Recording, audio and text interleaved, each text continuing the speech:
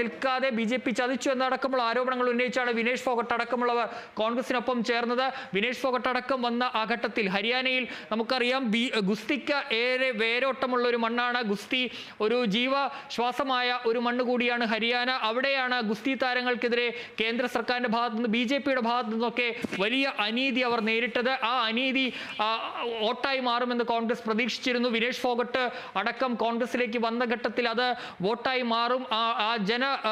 അവർക്ക് അതിനെതിരായ ആ വികാരം കോൺഗ്രസിനൊപ്പം നിൽക്കുമെന്ന് വിചാരിച്ചെങ്കിലും പക്ഷേ അത് അവിടെ ഉണ്ടാകുന്നില്ല എന്നുള്ളത് തന്നെയാണ് ഇപ്പോൾ മനസ്സിലാക്കുന്ന കാര്യം. ജുലാന മണ്ഡലത്തിൽ വിനേഷ് ഫോഗട്ട് പിന്നിലാണ് എന്നുള്ള വാർത്തകൾ ഇപ്പോൾ പുറത്തേക്ക് വരുന്നു.